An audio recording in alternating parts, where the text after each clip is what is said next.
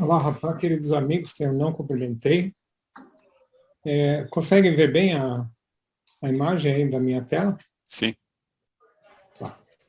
Bem, só recapitulando um pouco, então, na primeira parte a gente viu as epístolas do plano divino propriamente dita, quantas eram, quando foram reveladas, de que se tratavam, né?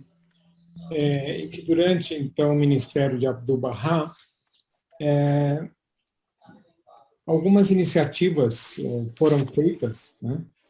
Em que pessoas, e principalmente houve um grupo grande de mulheres, né, norte-americanas que se levantaram para cumprir as missões, né, que Abdu'l-Bahá tinha designado a elas, entre elas a dona Leonora Armstrong, que veio para o Brasil, foi a mãe espiritual da América Latina, e assim por diante.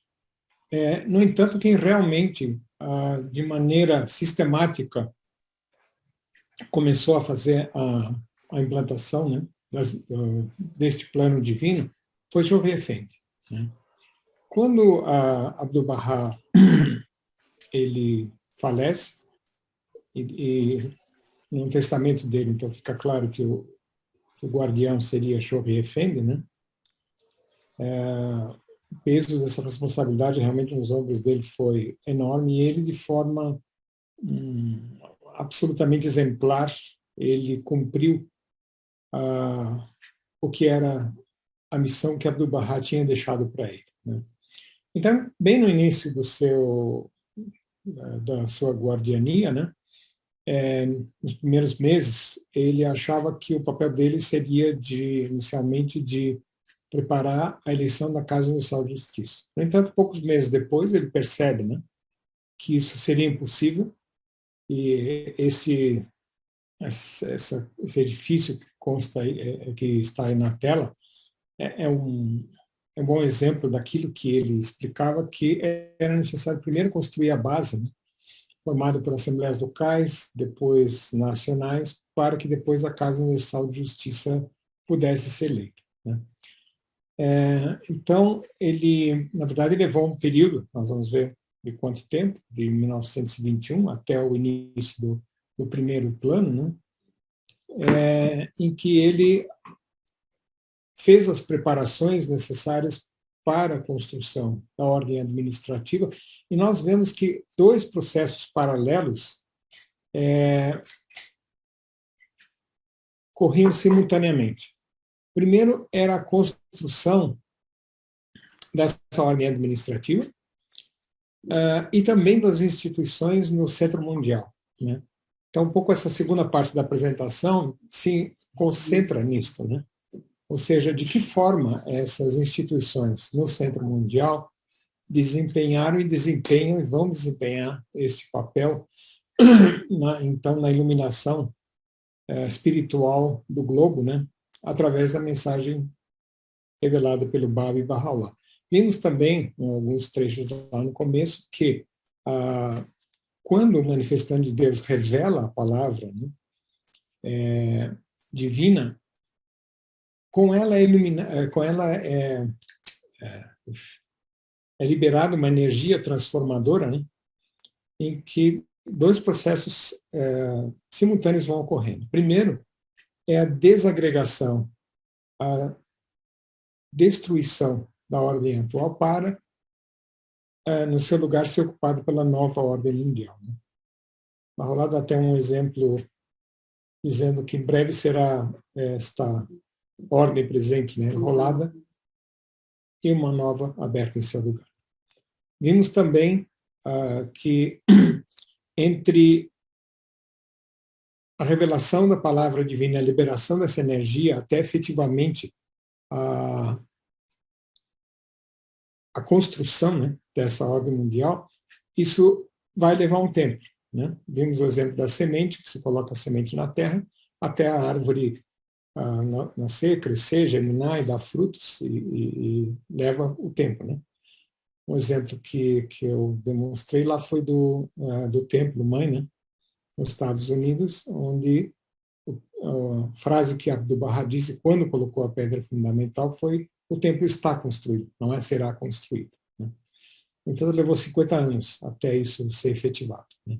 Então, dessa mesma forma, essa ordem mundial, né, revelada por Bahá'u'lláh, a nova ordem mundial, ela, desde o tempo da sua incepção, que foi quando, então, essa palavra revelada, né, ela fecunda essa terra, né, e começa um processo, então, de transformação até o dia da construção. Realmente ela está efetivamente construída, né? Esse tempo vai levar, esse tempo está nas mãos de Deus, a gente não sabe. Claro que está na mão dos Bahá'ís, sim, através do seu empenho, da sua dedicação, do seu sacrifício, né?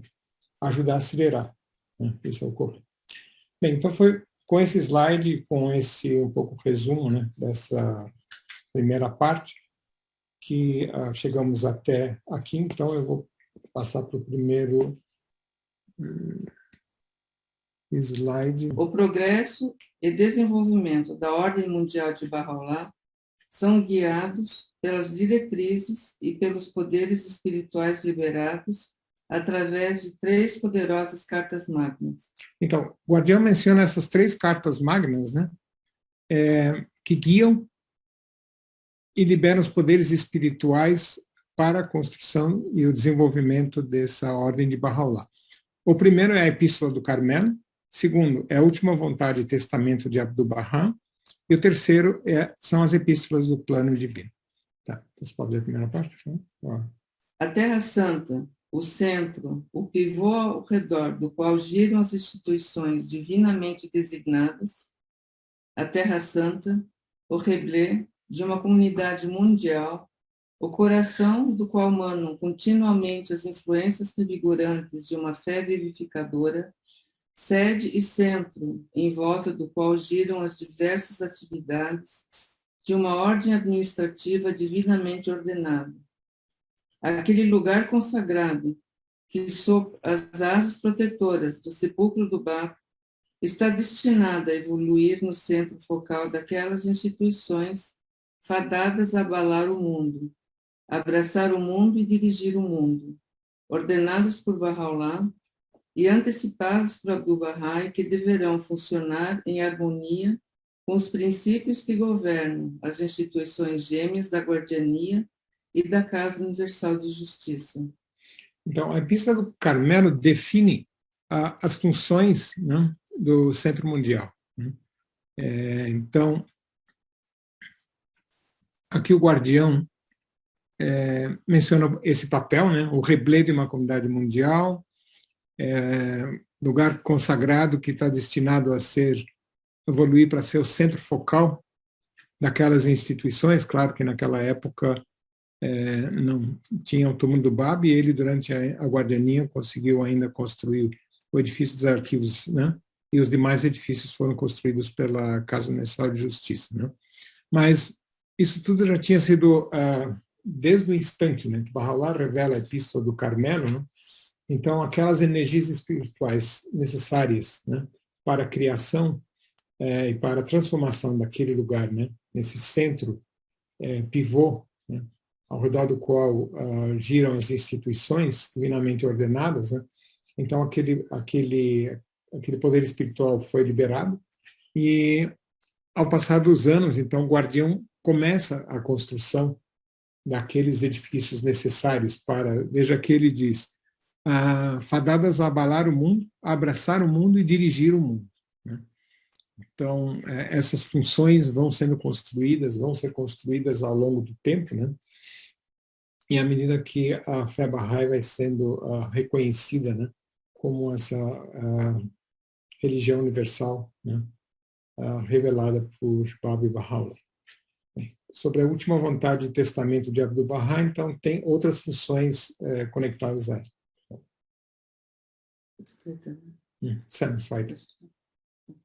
Criação daquelas instituições administrativas que ela tão claramente define.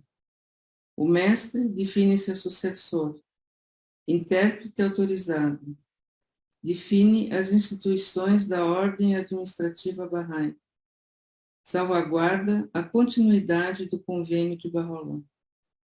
Então, como se fosse uma espinha dorsal, né, do próprio convênio, né, garantindo a continuidade do convênio, define as instituições da ordem administrativa Bahá'í. Claro que Baha'u'lláh, no Kitab Aqdas, ele revela, então, lá ele revela sobre a ordem administrativa Bahá'í, mas o guardião, é que realmente detalha e define e, principalmente, coloca em construção essa ordem administrativa. Lá também, o mestre nomeia o guardião como intérprete autorizado, né, e define o seu sucessor, o próprio guardião.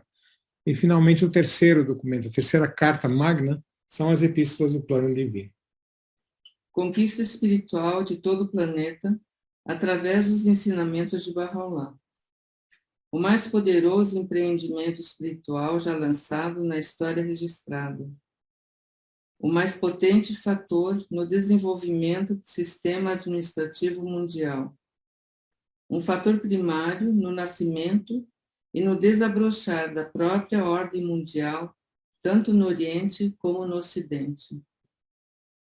Então, aqui, o próprio guardião ele faz um link, né, entre essas dimensões, a dimensão espiritual, né, que é a iluminação espiritual do planeta, chama de mais potente favor no desenvolvimento do sistema administrativo mundial, né, e a própria ordem mundial de Baha'u'lláh, a sua disseminação no Oriente como no Ocidente. Então, são as funções das epístolas do plano divino, né? Então, esses três documentos constituem a Carta Magna, né? E o Yahanum conta que a cada ano, Shoghi Effendi ampliava a área cultivada em volta dos santuários do Bab e de Abdu'l-Bahá, né? E ele sabia que Abdu'l-Bahá tinha planejado uma série de terraços desde a antiga colônia alemã, que fica na parte de baixo, até o sepulcro do Bab. E, de fato, o mestre mesmo começou a desenvolver esse primeiro terraço, né? Então, tanto em Akka quanto em Haifa, ele sempre que pôde, ele procurou ampliar os terrenos e embelezar, né? Então, os jardins. Tem um livro que o Mondakal Sr. Hugo Yaquer escreveu, que é muito bonito, que ele fala até mesmo que o guardião ia indicando, né, com o próprio dedo os lugares onde os jardineiros tinham que plantar as árvores e traçava, né, aqueles arcos tão lindos que a gente vê, né?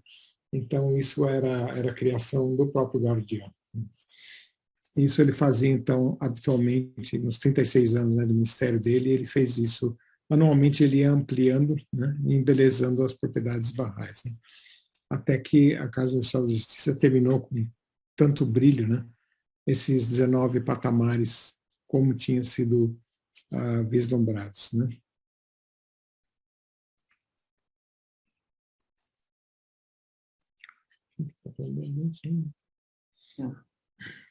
Durante sua visita ao Monte Carmelo, em 1891, Baha'u'lláh parou perto de um círculo de árvores ciprestes e mostrou a Abdu'l-Bahá o local onde o túmulo do Bab deveria ser construído. Os sagrados restos do Bab tinham sido cuidadosamente escondidos no Irã desde sua execução em 1850. Em 1899, por instrução de Abdu'l-Bahá, eles foram trazidos para a Terra Santa e, em 1909, Abdu'l-Bahá cumpriu o desejo de seu pai, colocando-os no seu lugar final de repouso no Monte Carmelo. Então, lugar onde os restos mortais do Bab estão sepultados, né? Não foram escolhidos por um acaso, mas foram indicados pelo próprio Baha'u'lláh. Oi? Tá, desculpa. Até que finalmente, em 1909, Abdu'l-Bahá cumpre o desejo de Baha'u'lláh e coloca então os restos mortais do Bab naquele local, né? É muito tocante a história de como foram trazidos os restos do Bab do Irã, né, até a Terra Santa, até que finalmente foram colocados. Tem também um relato que é muito emocionante de Abdu'l-Bahá quando ele coloca os restos, então, do Bab, né, naquele esquife que tinha sido preparado, e como ele tira o turbante, encosta a testa, né, naquele esquife, e como ele soluçava, né, quando isso aconteceu. É muito tocante a história. Se vocês tiverem chance de ler, seria legal. Então, aqui tem diversas fases, né, da construção do Santuário do Ba. 1909, que é o ano em que, então, os restos mortais do Ba foram colocados nesse local. Obviamente que ele não é bonito, né, do jeito como ele foi feito depois. Inclusive, alguns inimigos da causa fizeram uma denúncia às autoridades, dizendo que Abdu'l-Bahá estava construindo uma fortaleza e estava juntando um exército para atacar o governo. Parecia mesmo, né, mais uma fortaleza do que propriamente dito a sepultura do Ba. Bom, 1944, então o desenho foi feito por William Sutherland Maxwell, Santuário do Ba. E aqui uma fase da construção em 1950.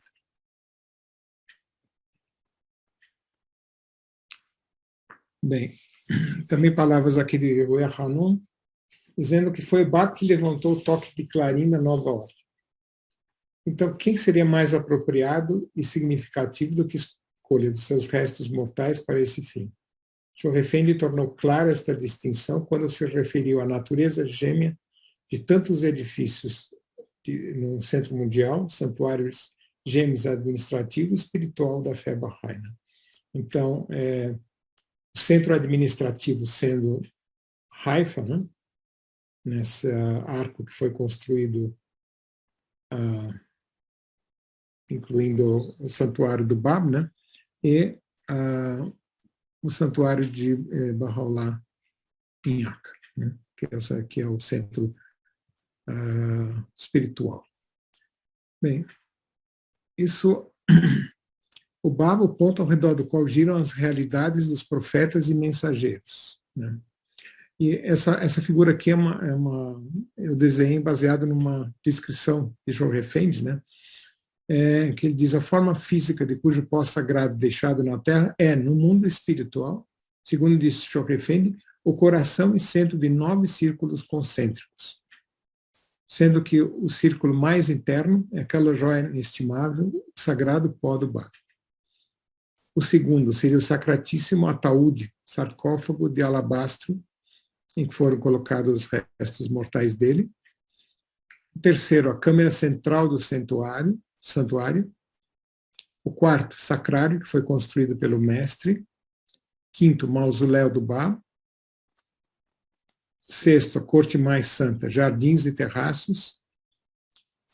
Em seguida, a montanha de Deus, a Terra Santa, ninho dos profetas, e o próprio planeta Terra, né? De forma que, então, os próprios restos mortais do Bab, né, o lugar onde eles foram escolhidos para ser colocados, onde Baha'u'lláh escolheu, né, formando, então, o ponto central em torno do qual esses círculos, né, concêntricos abrangem o planeta todo, né. Santuário, disse Choe Effendi, era uma instituição. E é impossível exagerar a importância do papel que esta instituição é destinada a desempenhar no desenvolvimento do Centro Administrativo Mundial da Fé de Baha'u'lláh e no florescimento de suas mais altas instituições que constituirão o embrião de sua futura ordem mundial, a instituição internacional inicial pronunciado e estabelecimento do Supremo Corpo Legislativo do Centro Administrativo Mundial. Então, quando a gente tem a graça, né, recebe a graça de poder fazer peregrinação e fica maravilhado com esse santuário do Bab, né, mas o guardião deixa claro que existe, fora o aspecto físico, né, a Rainha do Carmelo, então o santuário ele chama de uma instituição, ou seja, tem um papel espiritual fundamental no desenvolvimento desse centro administrativo mundial, né? Em torno do qual foram construídas, pela Casa Universal de Justiça, segundo as instruções do próprio guardião, né, aqueles edifícios destinados, como ele disse num texto um pouco antes, que eu mencionei um pouco antes, né, a governar o próprio mundo, né.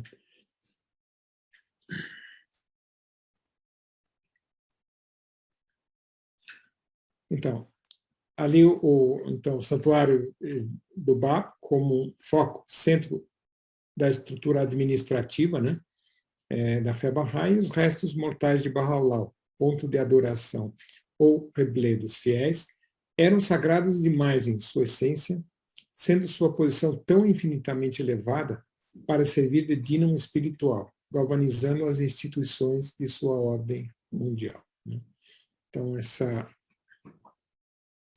função, então, acaba sendo destinada aos restos do Ba, que foram escolhidos pelo próprio Bahá'u'lláh para ser o centro ao redor do qual suas instituições administrativas se agrupariam, sob cuja sombra haveriam de funcionar. Graças ao seu ato de escolher no Monte Carmelo o sítio onde os restos mortais do Bab deveriam descansar, em dar instruções a Abdu'l-Bahá sobre a compra do local e a transferência dos restos mortais da Pérsia para serem enterrados lá. Então aqui a gente pode ver uma foto tirada do alto, né, o arco, né, que formam os edifícios.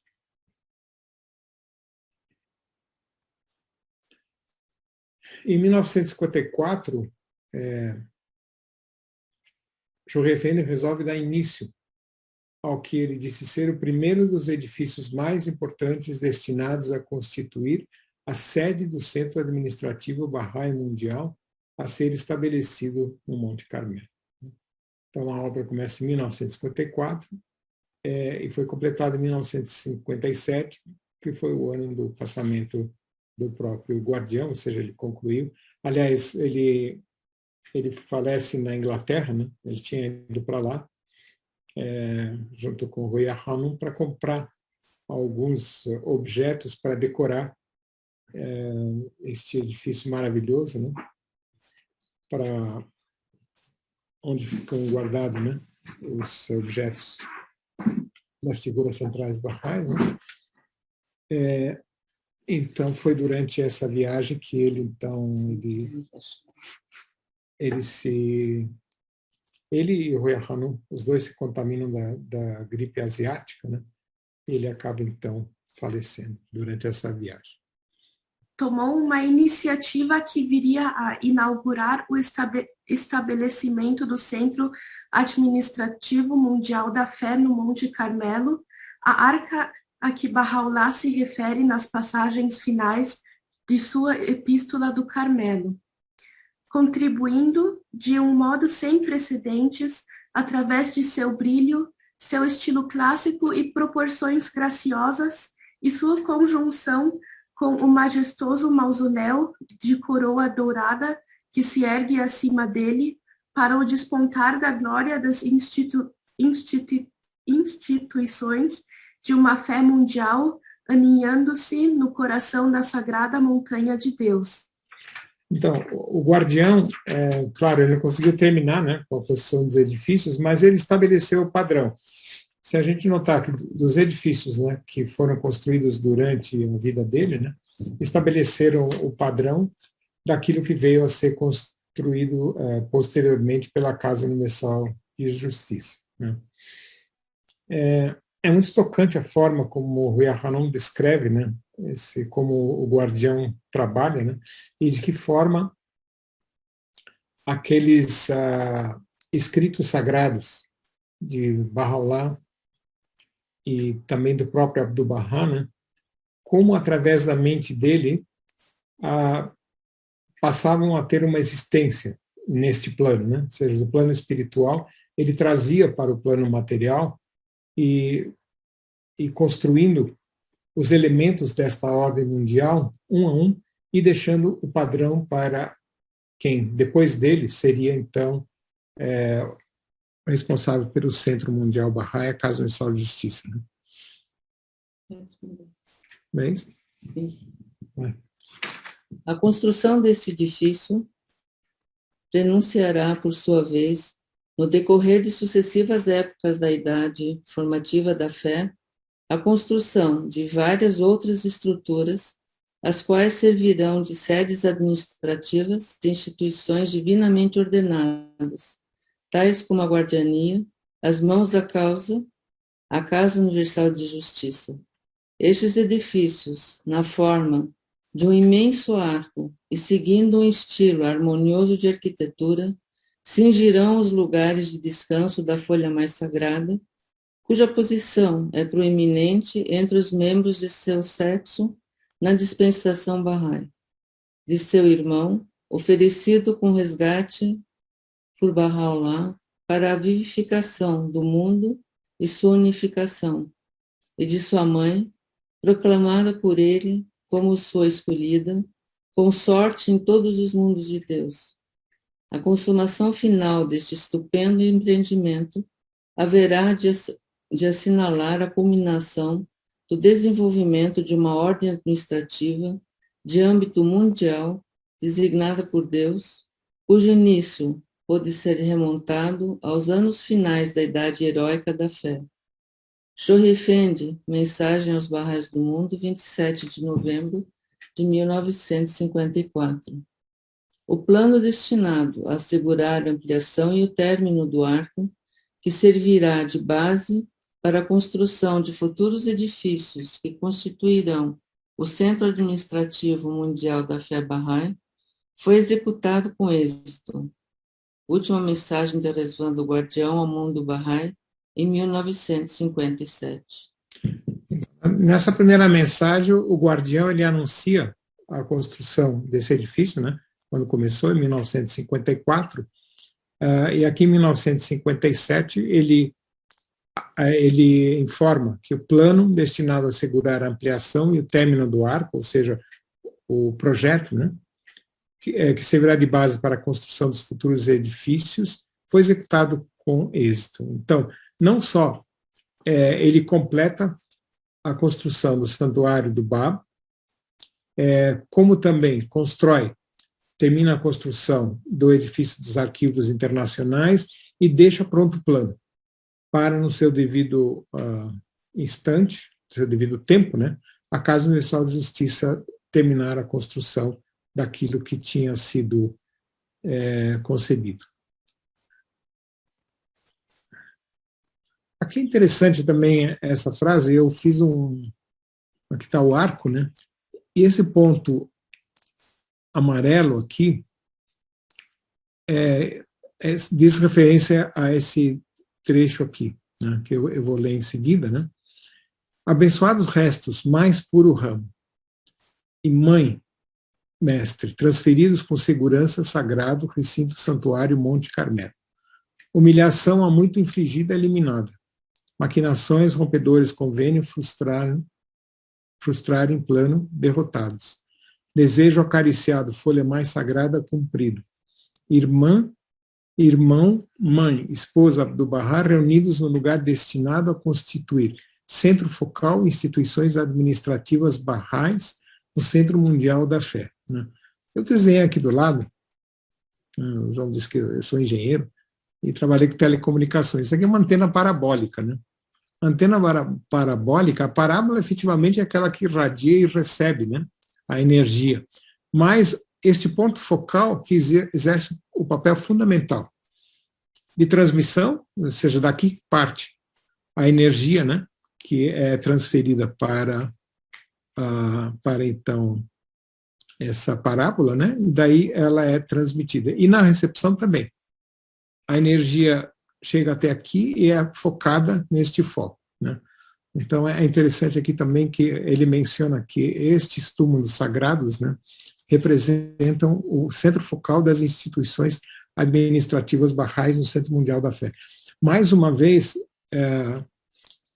o Guardião ele relaciona a realidade espiritual com a realidade material, né? Ou seja, as construções desses edifícios, além de, naturalmente, albergarem, né, as instituições que servem, né, nesses edifícios de forma adequada, com salas, enfim, toda a estrutura necessária, né, também cumprem um uma função espiritual que está envolvido também esses restos sagrados, né, da família de Abdu'l-Bahá, que compõe, então, este foco central, né,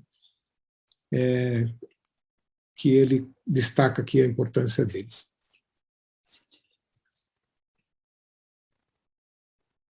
Os longos anos de preparação, exteriormente, no corpo do mundo Bahá'í, ao se erigir a maquinaria da ordem administrativa e, no interior de seu coração, ao se erigir a superestrutura do santuário do Bab e pela consolidação geral do centro mundial, haviam envolvido a criação de um lugar apropriado para formar o centro focal das mais poderosas instituições da fé.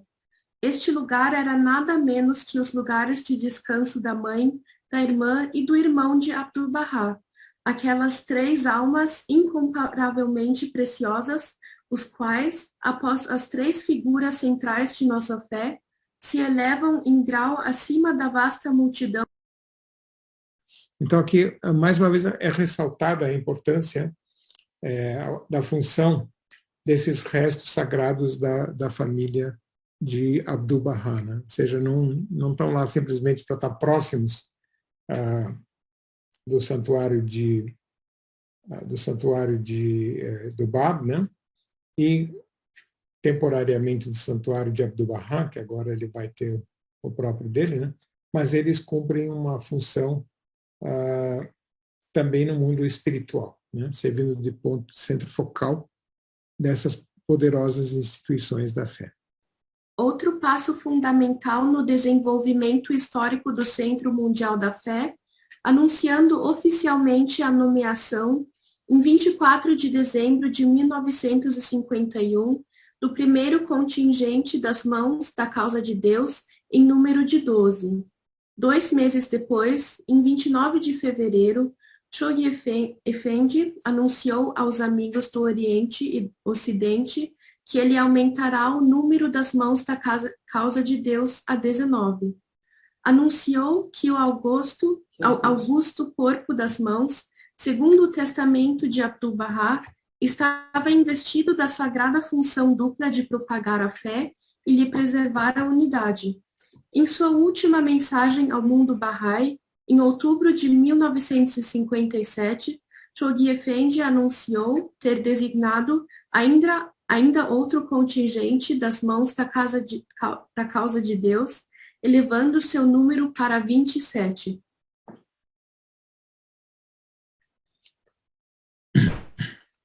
Então, vemos como passo a passo o Guardião vai construindo, né, aquelas instituições necessárias para a criação do Centro Mundial da Fé, né. Aqui é mencionado a criação dos corpos, do corpo das mãos da Causa de Deus, né, que na época de Bahá'u'lláh também tinham sido nomeadas, né, mas póstumamente, como mãos da Causa de Deus, era mais um título espiritual, e o Guardião cria, então, esse contingente das mãos da Causa de Deus com a função específica, né, tanto de propagar como de proteger a fé, né. Em 1957, poucas semanas antes do seu falecimento, ele aumenta o número das mãos da Causa de Deus para 27, e essas mãos da causa, além do papel que desempenharam, né, durante a vida dele, cumprindo as tarefas, as missões que Shoghi Effendi destinava-lhes, né, cumpriram ainda um papel fundamental, que eu vou comentar um pouquinho mais para frente, né, na parte mais final da apresentação, que é após o passamento do Guardião.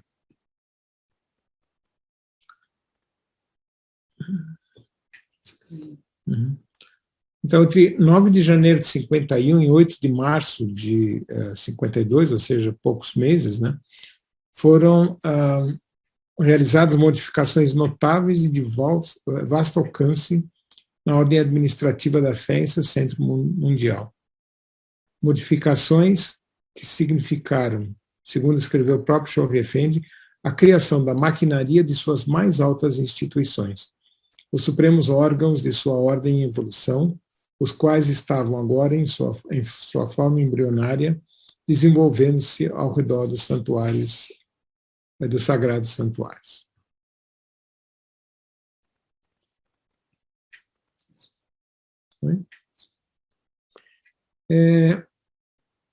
Aqui interessante é uma descrição do Oya Hanum, né, sobre o método de trabalho de Chogyam Effendi. Eu achei muito bonito, pensei em compartilhar também com vocês. Primeiro vinha o modelo, a ideia completa, escala, cor, proporção. Então era dividida numa grade de quadrados. Isso era transferido para a superfície permanente e eram traçadas as grandes linhas guia, os contornos, as figuras em vulto. Então vinham os detalhes e as cores, aplicados com infinita paciência até atingir a perfeição. Tal era o método de Chogyam Effendi, e ele não permitia que se começasse a pintar as figuras e detalhes antes da tela estar pronta para recebê-los. É interessante, né, esse paralelo que ela faz com o trabalho criativo do guardião, né, como se fosse uma pintura. E um exemplo muito claro disso é que, desde o primeiro dia que ele ficou sabendo que ele seria o guardião, ele sabia que a missão dele era dar continuidade ao trabalho do mestre, né? E as epístolas do plano divino, né, eram, obviamente, uma parte fundamental dessa tarefa, né? Uma daquelas tarefas que nós vimos na primeira parte da apresentação, né? No entanto, o primeiro plano foi lançado em 1937, né? Sendo que ele se tornou guardião em 1921. Então foram 16 anos que levou até a tela estar pronta para poder receber este plano, né? Nesse meio tempo, ele começou através de uma rede de comunicação intensa com pioneiros que tinham se levantado já para viajar para vários lugares, né? Criando uma rede de comunicação e, principalmente, irradiando constantemente amor e encorajamento para esses pioneiros, né? Começou a desenvolver nos Estados Unidos, na América do Norte, né, aquele modelo que seria usado futuramente para a criação da estrutura administrativa da fé, né, que seria necessária para sustentar aqueles esforços enormes que foram feitos através das viagens de tantos pioneiros que se levantaram para tantos lugares, né. Na América do Norte, berço da ordem administrativa da fé, o guardião passou 16 anos lançando um alicerce firme e criando um padrão para todas as instituições administrativas bahais. À medida que o trabalho administrativo da causa se expande constantemente e suas várias ramificações crescem em importância e número, é absolutamente necessário que tenhamos em mente este fato fundamental, de que todas essas atividades administrativas, por mais harmoniosa e eficientemente que sejam conduzidas, são apenas um meio para atingir um fim e devem ser consideradas como instrumentos diretos para a propagação da fé Bahá'í. Janeiro de 1926, a Assembleia Espiritual Nacional dos Baha'is, Estados Unidos e Canadá. Todo o propósito do corpo administrativos Baha'is no tempo atual é ensinar, aumentar o número de crentes, de assembleias e grupos. Então, durante esses 16 anos, né, a principal tarefa era preparar essa estrutura administrativa, né, e ele usou como laboratório os Baha'is da América do Norte, né, lembrando também do que foi falado na primeira parte, que não foi uma questão de ser o mérito, né? Do mesmo jeito que o Irã, Pérsia, foi escolhida para ser o berço espiritual da causa, né? Por ser o lugar mais atrasado do mundo, né? Também espiritualmente a América do Norte era um dos países que assolados, né, por males espirituais enormes, né? Como o preconceito e tantas outras que nós lemos na vez passada, né? Então, por isso que foi escolhido, porque claramente se via o poder transformador da causa de Bahá'u'lláh, né? Atuando, então, nas pessoas, né? Dessas regiões e transformando-as em instrumentos para a construção dessa ordem mundial, né? Então, aqui o guardião, ele deixa bem claro que o papel dessas instituições, por mais importantes que sejam, né, são apenas um meio para atingir um fim e devem ser considerados instrumentos para a propagação da fé Bahá'í. Bem, então, o guardião tinha previsto uma primeira época de evolução do plano divino de Abdu'l-Bahá, né, com 3 sucessivas cruzadas. A primeira de 1937 a 44, um plano de 7 anos. Um segundo plano de 7 anos, de 46 a 53, e a cruzada mundial de 10 anos, de 53 a 63, sendo que é justamente no 4º ano, né, desses 10 anos em que ele falece, né. Você podia ler isso? Primeiro plano de 7 anos. Completar ornamentação exterior Templo de Wilmette, uma assembleia espiritual local em cada estado dos Estados Unidos e província do Canadá, criar um centro em cada república latino-americana para cuja entrada na comunidade de Bahá'u'lláh o plano foi primariamente formulado. Árdua campanha dupla empreendida simultaneamente na pátria e na América Latina. Então, esse primeiro plano de 7 anos, ele estava focado no crescimento, né? Então, da causa de Bahá'u'lláh nos Estados Unidos, né? Uma assembleia local em cada estado dos Estados Unidos e em cada província do Canadá. Então, seria na América do Norte, né? Também tinha uma parte, sempre tem nos planos, uma parte ligada à construção ou ampliação, né, dos templos barrais. No primeiro era completar a ornamentação exterior do templo de Wilmette, né? Então, além da América do Norte, também tinha metas para a América Latina, né? Criar um centro em cada república da América Latina. Tá. Então, o segundo plano de 7 anos agora. A campanha europeia. Consolidação do trabalho em toda a parte das Américas. Término, ornamentação interior do Templo de Wilmette até 1953. Formação 3 pilares da futura Casa Universal de Justiça. Assembleia Espiritual Nacional do Canadá, da Administração da América Central, e da América do Sul. Campanha sistemática de ensino na Europa, assembleias espirituais na Península Ibérica, Países Baixos, Estados escandinavos e na Itália. Então, a gente vê que ele estabelece o padrão, né, para a construção dessa ordem administrativa, que apesar de que ele não teve tempo, né, para ver esta obra sendo completada, né, até chegar o dia ele, em algum instante, ele indica que o final, quer dizer, não ainda, mas no próximo plano, ele indica que no final da Cruzada Mundial de 10 anos, então a estrutura administrativa já estaria pronta para a eleição da Casa Universal de Justiça, né.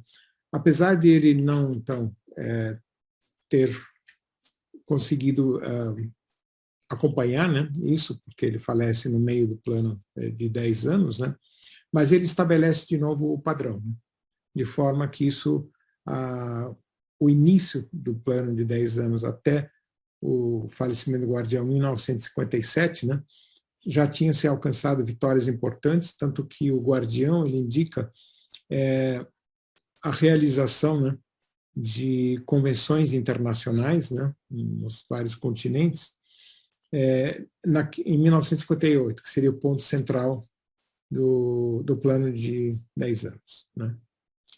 Tá. o plano de 10 anos? Que não haja engano. O objetivo declarado primário desta cruzada espiritual não é outro senão a conquista das cidadelas dos corações humanos. O palco de suas operações é o planeta inteiro. Sua duração é toda uma década. Seu início sincroniza-se com o centenário do nascimento da missão de Bahá'u'lláh. Sua culminação coincidirá com o centenário da declaração dessa mesma missão. Shoghi Effendi. Tá. Então, o primeiro plano de 7 anos, né, de 1937 a 44, ele chama de um dos mais gloriosos capítulos na história internacional da fé, a campanha latino-americana, né, e de seu êxito dependiam os futuros planos. Ele assinalava a inauguração da missão mundial de construir o distintivo legado de Abdu'l-Bahá, comunidade Bahá'í norte-americana, e foi a cena inicial do primeiro ato daquele drama soberbo, cujo tema nada menos é que a conquista espiritual dos hemisférios ocidental e oriental. Enquanto a humanidade estava sendo dizimada na Europa e na Ásia, um punhado de pessoas conseguiu não só dobrar o número de assembleias Bahá'ís na América do Norte e assegurar a existência de pelo menos uma em cada estado da União, em cada província do Canadá, mas também completar 16 meses antes do tempo determinado a extremamente dispendiosa ornamentação exterior de seu templo-mãe, estabelecer não só um forte grupo Bahá'í em cada uma das 20 repúblicas latinas, mas, além disso, 15 assembleias espirituais por toda essa área. O despontar do sol do segundo século Bahá'í foi de triunfo. Então, esse foi o primeiro plano de 7 anos, que era a conquista espiritual da América do Norte e da América Latina. Bem.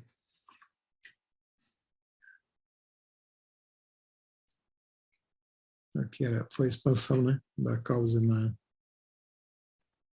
Estados Unidos e no Canadá. E 2 anos depois do início do plano, né, começa a Segunda Guerra Mundial. Você pode ler como foi? Segunda Grande Guerra? Desculpe, Segunda Guerra, está certo, Segunda Grande Guerra. Decorridos 2 anos do início do plano, quando a ornamentação do templo estava progredindo satisfatoriamente e uma série de ardentes apelos seus havia garantido que todos os passos preliminares tivessem sido dados na frente doméstica, Shoghi Effendi acenou com o braço e dirigiu a marcha de suas forças ao longo das costas e sobre as ilhas da América Central, seguindo num avanço metódico ao longo da linha traçada pena de Abdu'l-Bahá. Lembrando o que nós vimos na primeira parte, né? Abdu'l-Bahá, ele, um por um, ele nomeou os lugares, né, onde deveria ser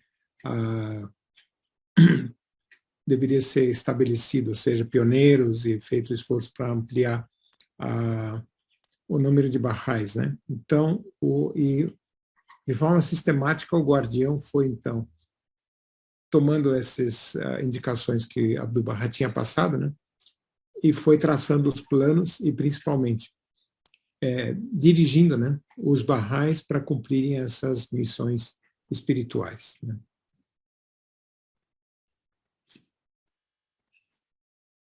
Bem, o segundo plano de 7 anos, de 1946 a 53, né, ele diz: os batalhões espirituais de Bahá'u'lláh movem-se para sua posição. A América, filha do velho mundo, estava pronto para regressar, cheia de vitalidade e vício, destinada a realizar, no decurso de sucessivas décadas, a conquista espiritual do continente não conquistado pelo Islã. Então, agora era a vez da expansão da fé na Europa. E aqui é um mapa, não sei, o Guia Hanum que diz: o general em ação, né? Então, veja como metodicamente, como precisamente, né, ele traçava os planos. Né?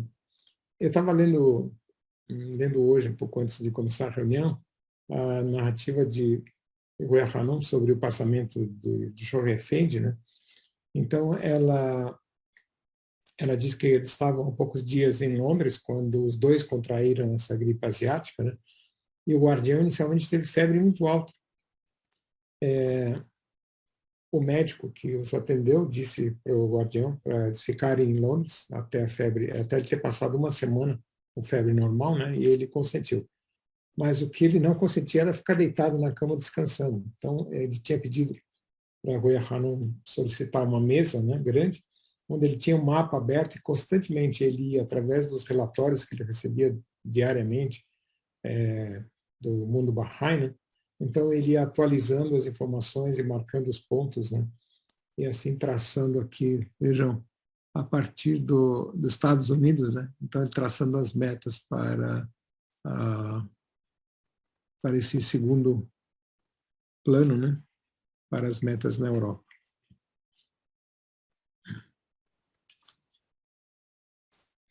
A comunidade americana agora se encontrava lançada em ambos os hemisférios numa segunda etapa, incomparavelmente mais gloriosa da cruzada sistemática planejada para culminar na plenitude dos tempos na conquista espiritual do planeta inteiro. O continente europeu estava agitado, politicamente convulsionado, economicamente desintegrado e espiritualmente exaurido. Era esta, entretanto, a arena em que a comunidade americana agora tinha que efetivar a primeira etapa de seu empreendimento missionário e transatlântico entre um povo tão desiludido, tão variado quanto a raça, língua e perspectiva, tão empobrecido espiritualmente, tão paralisado de medo, tão confuso em seus pensamentos, tão rebaixado em seus padrões morais, tão dilacerado por cismas internos. Lembrando que a Segunda Guerra Mundial terminou em 1945, né? E o lançamento desse plano foi justamente no ano seguinte, 1946, numa época em que a Europa estava devastada, né? Pela Segunda Guerra Mundial. Obviamente que o Guardião ele era extremamente bem informado de tudo que passava no mundo, né? Lia jornais e lia relatórios sobre a situação mundial, né? Então, não foi por desconhecimento dessa situação, pelo contrário, né? Então, mostrando que esse processo que ele mesmo diz em uma outra passagem, né, de duplo, da destruição da velha ordem e da construção da nova ordem, né, que isso ocorre simultaneamente. Né? Então, nesse segundo plano de 7 anos, executado nos anos imediatamente após a Segunda Guerra Mundial. Né? Bem, e aí, finalmente, o último plano que foi, então, concebido pelo Guardião, e no 4º ano do qual ele, então, falece, né? De 1953 a 1963. Dirijo o meu apelo apaixonado para que obedeçam, como convém aos seus guerreiros, o chamado do Senhor dos Exércitos. Se preparem para aquele dia dos dias, quando seus batalhões triunfantes, acompanhados de hossanas dos anjos invisíveis no reino de Apá, celebrarão a hora da vitória final. Então, aqui ele lança os guerreiros do Senhor dos Exércitos, né, para a conquista espiritual de todo o planeta. Bem, a Cruzada Mundial de 10 anos, né, então ela tinha diferentes metas. Desenvolvimento das instituições do Centro Mundial da Fé, isso fazia parte de todos os planos do Guardião e da Casa Nacional de Justiça posteriormente também, como vimos, né?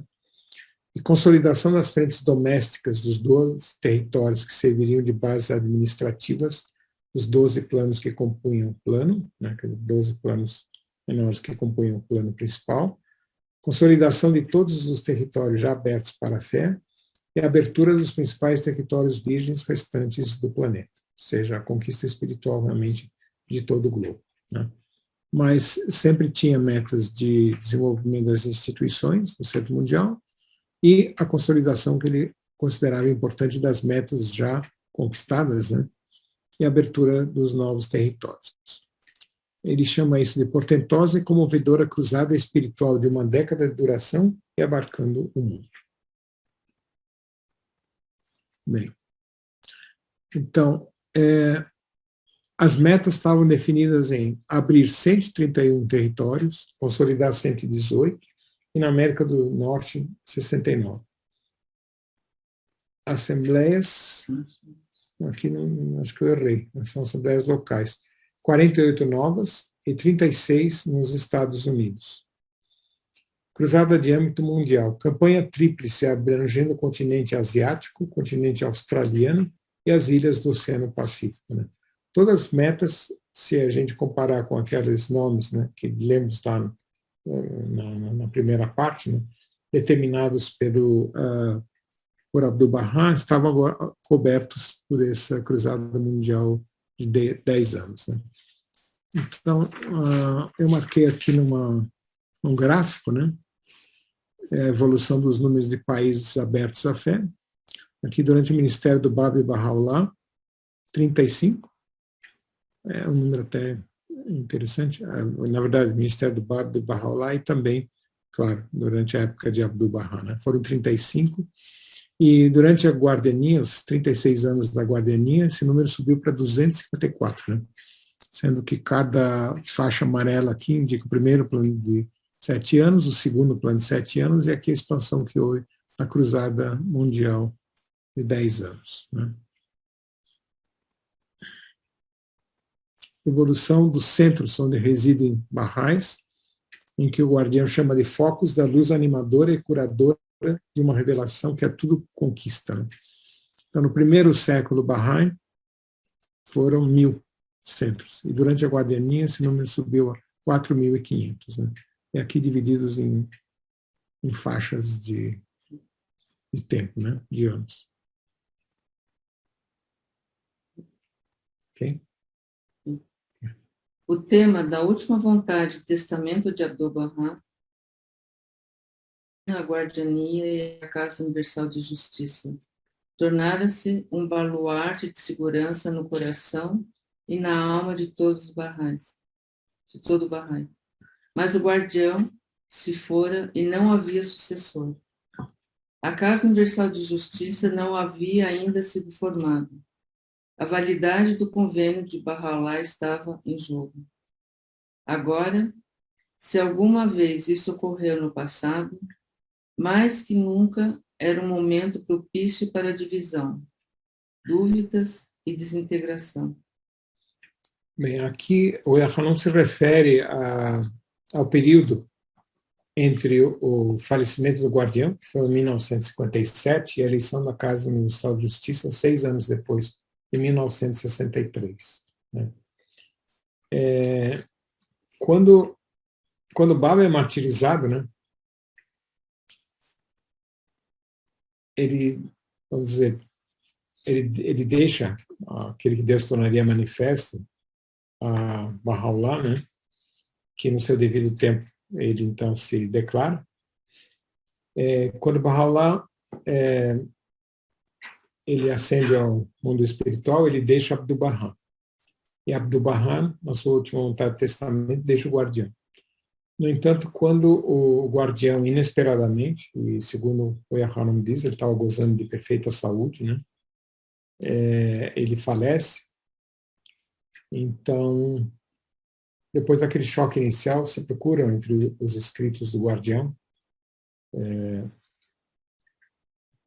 se tem alguma orientação do que deveria se fazer, porque dentro dos próprios escritos sagrados, né, estava indicado, chega-se à conclusão de que não poderia haver um outro guardião, que teria que ser da família, né, então de Bahá'u'lláh, e não havia ninguém que cumpria esses requisitos, né. Então, houve uma época em que, curioso é assim, que em 1957, na verdade, poucas semanas antes do seu passamento, ele aumenta o número de mãos da causa para 27, e há pouco tempo atrás ele tinha dado para essa instituição das mãos da causa a tarefa dupla, né, de ensino e de proteção da causa. Em 1957, quando ele aumenta o número das mãos da causa para 27, ele chama esses mãos da causa de fideicomissários da causa de Deus, né? Então, esse período, como aqui o Hanon bem indica, né, foi um período inicialmente muito conturbado, muito perturbado, né? Mas, apesar de não haver nenhuma indicação, né, e o Hanon que relata isso, né, que vivia com ele diariamente, né, convivia com ele diariamente, não notou nenhum sinal de que o guardião que quisesse ter compartilhado ou dado alguma dica, né, como se diz, de que ele pronto ia deixar este mundo, né, partir para o mundo espiritual. Mas a criação, o reforço que foi dado, né, e essa nomeação de fideicomissários da causa de Deus, foram então os mãos da causa que conduziram a causa nesse período tão conturbado, né, e na verdade mostra esse poder que tem o convênio de Bahá'u'lláh, né, em que a situação ficou tão perturbadora, né, que até havia um grupo de mãos da causa que viviam no Centro Mundial, né, então era uma espécie de conselho, né, dos mãos da causa residentes, né, que o presidente deste conselho, num momento de alucinação ou de loucura, ele se autodeclarou como o novo guardião. E essa situação foi tão perigosa que, inclusive, algumas assembleias nacionais aceitaram isso, sabe? O papel dele como o guardião. Até houveram assembleias nacionais que foram dissolvidas, né? O João tinha pedido para comentar alguma coisa, mas isso é um capítulo à parte. Foi um período longo, de 6 anos, né? E foi extremamente conturbado, ou seja, os inimigos da causa estiveram ativos como nunca, né? Mas, no entanto, o que eu comentei da última vez, apesar de sempre Deus, uma vez que ele deu livre-arbítrio ao homem, né, ele dá liberdade ao homem para exercer esse livre-arbítrio, né? Tanto que Bahá'u'lláh diz que se fosse vontade de Deus, por apenas uma palavra do manifestante, toda a humanidade poderia se submeter, né, a essa nova revelação. Mas, no entanto, ele diz que Deus gosta de provar o coração de seus servos, né? Ele diz, esse será sempre o método de Deus e sempre continuará a ser. Mas, no entanto, esse livre-arbítrio tem um limite nessa revelação, que é o do convênio, né? Então, esse livre-arbítrio, ele não tem o poder de destruir esse convênio de Bahá'u'lláh, tão forte e poderoso ele é. Então, mais uma vez, e o Hanon diz que duas coisas, né? Claro, obviamente o convênio, né? A força do convênio, e o amor dos Baha'is pelo seu guardião, né? Ela, de forma muito carinhosa, ela descreve como Shoghi Effendi, né, em 1957, ou seja, um pouco antes de falecer, ele indica a realização dessas conferências internacionais, né, onde ele, para Kampala, né, em Uganda, ele envia uma cópia de uma foto de Bahá'u'lláh e também uma mecha do seu cabelo para ser colocado no templo, né? E também para o da Alemanha, apesar que não tinha sido construído ainda, mas proximamente isso seria feito, né? E para os outros ele mandou cópias de fotos, né, que era para os Baha'is poderem, durante a conferência, né, então terem a oportunidade de contemplar a foto de Bahá'u'lláh. E ela chama isso de carinhoso presente, né, que o amoroso guardião faz pela última vez, né, para os seus queridos irmãos, né, como ele chamava, seu verdadeiro irmão, o true brother. E ela explica que essas conferências, né, onde os Baha'is, ainda chocados pelo falecimento do guardião, mas onde eles se encontraram e se consolaram e foram renovados espiritualmente por contemplar as fotos de Bahá'u'lláh, né, e reafirmar esse amor pelo guardião, e onde eles se levantaram para cumprir, porque eles sabiam que não podiam falhar com o guardião. O guardião tinha estabelecido as metas da cruzada de 10 anos, né? E eles tinham que se levantar para cumprir, e brilhantemente isso foi feito. As metas foram cumpridas e ultrapassadas. Em 1963, finalmente foi convocada, né, a eleição da Casa Universal de Justiça, e a primeira Casa Universal de Justiça foi eleita, ou seja, a causa de Bahá'u'lláh passou incólume por essa fase conturbada, né? Mas o que ocorreu foi exatamente o contrário. Houve consolidação, renovação do vigor e resolução mais forte de continuar levando avante as tarefas determinadas pelo guardião, bem como o aumento da conscientização do privilégio de ser Bahá'í. O amor pelo guardião tornou-se a fonte de maior dedicação, sacrifício e serviços à causa. E os crentes no mundo inteiro tornaram-se ainda mais conscientes de sua unidade. O poder misterioso do convênio, exercendo sua influência protetora, benigna e vitalizadora, tornou-se bem visível no curso da década seguinte à do passamento do guardião.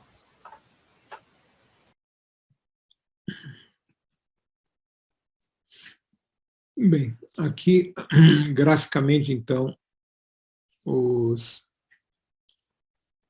planos de ensino, né? Agora já na era da Casa Universal de Justiça, primeiro plano de 9 anos, 64 a 73, plano de 5 anos, de 74 a 79, 7 anos até 86, plano de 6 anos, de 86 a 92, o Ano Santo,